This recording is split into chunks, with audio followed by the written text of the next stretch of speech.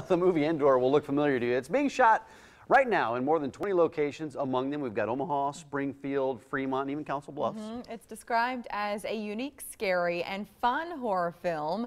Two of the people behind it join us this morning. Yeah, writer, director, and producer Faustus McGreaves and Julia Farrell is the lead actress. Good morning, Nice both to of meet you. Hi, Julia. Endor, this movie. Explain what this is. Set it up for us.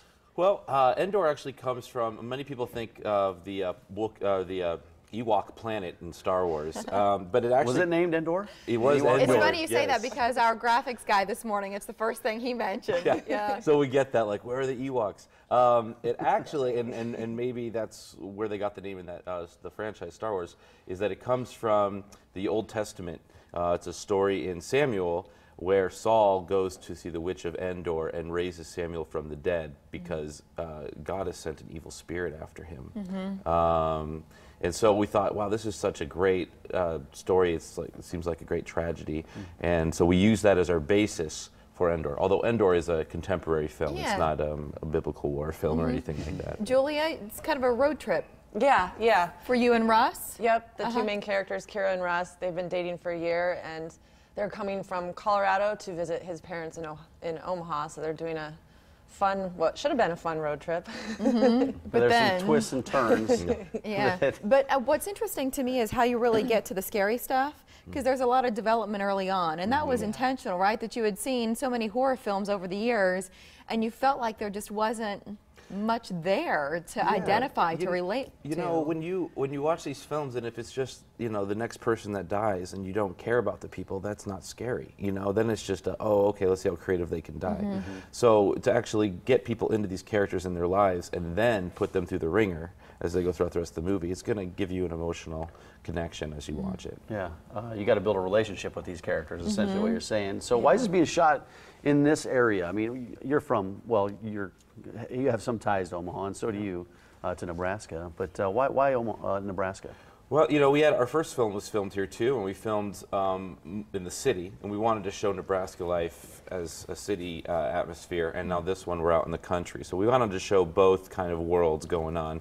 But you know, there's a lot of great talent here, and it just doesn't get featured as much. And so, I mean, I love Nebraska. I've been here for a long enough time to call it my home, and you know, why not just film here? What goes into the process with a horror film? Because you want the stuff to look real. You're not trying to make some like Sharknado version, like a Midwest horror film. So you do a lot of things like with makeup artists and costume design. And Julia, for you as an actor, what is that like? And we might even have some pictures that kind of show our viewers. It's actually what I love the most with horror films in general and anything. It's a lot of special effects, but with actual props, you know, not the CG, not the computer graphics.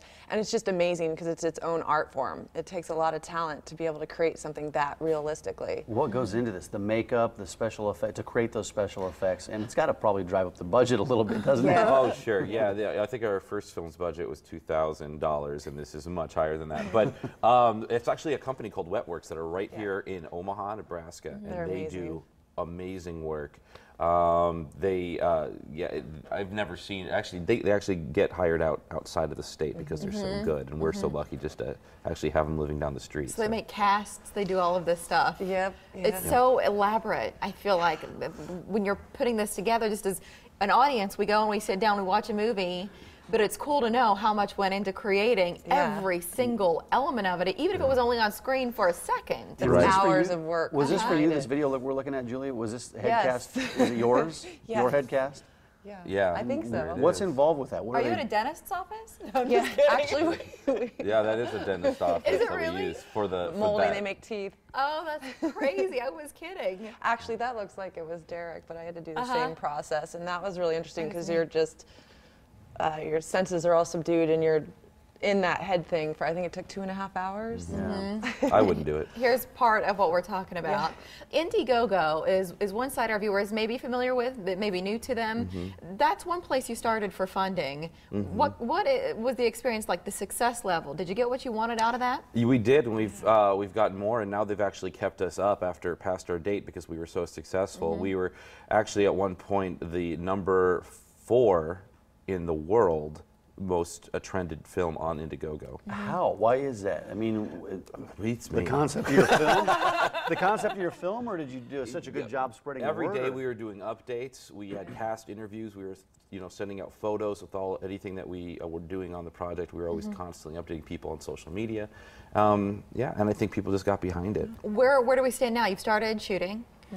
Are you done? Oh, yes. No, we're probably about in the middle of it right now. Actually, we just did a 17-hour shoot day at JD's Circle Inn, which is in Omaha downtown, and it's right, loft, little south of downtown, and yet it looks like it's in the countryside. And they are awesome. They let us film there all day. And do you have a release date in mind yet, or is it too soon? Yes, we're going to be at Exarban Cinema. February 4th is the big premiere, and then we'll be screening there every Thursday throughout that month, and then ending February in Fremont Theater as well. That's great. But before we get to any of that, we have August and a bowling party in Council Bluffs. Who doesn't love to bowl? Hello. So they're continuing to raise money. Again, this speaks to they want the film to be awesome, and awesome costs money. So tickets for bowling, $10 at ThunderBowl on the 15th. We hope you can be there 3 hours, carve it out, go join the cast and crew. They'll be happy to see you. And if you aren't down for bowling and you'd rather go online to Indegogo, you're welcome to head to the site, search Endor. It's easy to find from there, or just email if you'd like to be part of the project. Guys, thank you. I like how you set the release date. You're still shooting though, but then you have the other half is the editing process. So you got a little bit of work to do. Yeah. Well, we wanted it to be October originally, but we knew that was going to be a dream to get that. Thanks for joining us Thank today. you so It's a much. pleasure to meet you. Friday, we welcome the Prairie Gators. Check out their signature sound, and where you can see them live this summer. That's at OmahaMorningBlend.com. So we're going from shooting a movie to something that should be easier, shooting family photos, though it doesn't always work out that way, does it? No, this Omaha Monday, recommendations from our panel of bloggers, including where to go and how to enhance cooperation from everyone in the family.